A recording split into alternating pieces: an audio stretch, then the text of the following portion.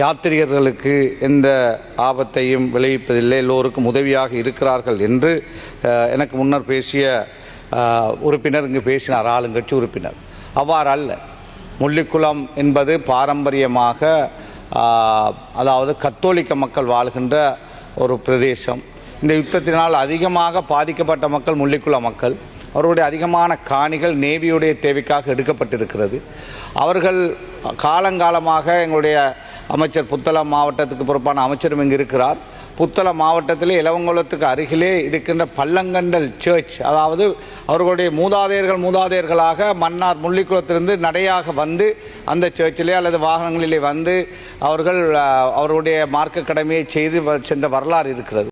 அதற்கான உற்சவ காலம் இப்பொழுது ஆரம்பமாக இருக்கிறது. அவர்கள் நேற்று ஆர்ப்பாட்டம் செய்திருக்கிறார்கள். தங்களுக்கு அந்த மன்னார் புத்தளம் பாதையூடாக போவதற்கான ஏற்பாட்டை செய்தருமாறு நான் அமைச்சர் பிமல் ரட்நாயக் அவர்களுக்கும் நேற்று ஒரு கடிதத்தை அனுப்பினேன்.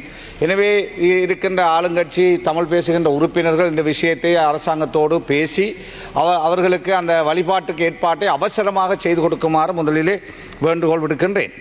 அதே போலதான் முள்ளிக்குளம் அதாவது பாதை, அந்த முள்ளிக்குளம் மக்களுக்கு இன்று அவர்களுடைய கடமையை செய்ய முடியாத ஒரு துர்ப்பாக்கிய நிலை வந்திருக்கின்ற காரணத்தினால் அது சம்பந்தமாக நாங்கள் இந்த இடத்திலே நான் வேண்டுகோள் விடுத்தேன். அதே மன்னார் புத்தளம் பாதையை நீங்கள் திறந்து தருவதாக இந்த நாட்டுடைய ஜனாதிபதி அவர்கள் மன்னாருக்கு வந்த பொழுது தேர்தல் மேடையிலே சொன்னார். அதை அந்த மக்கள் நம்பினார்கள்.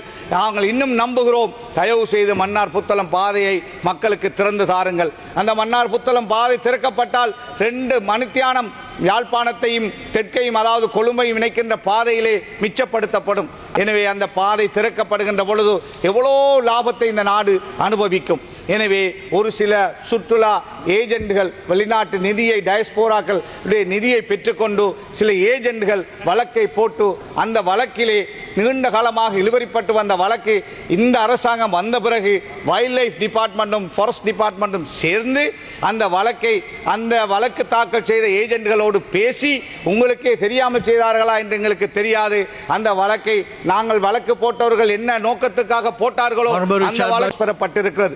ஆனால் எங்கும் தீர்ப்பு வழங்கப்படவில்லை. அந்த பாதையை மூடுமாறு 100 ஆண்டு காலம் பழமை வாய்ந்த ஆர்டிஐக்கு சொந்தமான பாதையை எவ்வாறு இழுத்து மூட முடியும்? இலங்கையிலே எந்த பகுதியிலாவது அவ்வாறான ஒரு பாதை இருந்தால் இழுத்து மூடுவீர்களா என்று நான் கேட்கிறேன். ஏன் வடக்கில் இருக்கின்ற காரணத்தினால் அவ்வாறான அந்த மக்களுக்கு ஒரு பெரிய வசதியான அந்த பாதையை மீண்டும் மன்னார் புத்தளம் பாதையை திறந்து மக்கள் பாவனைக்கு வழங்குங்கள்.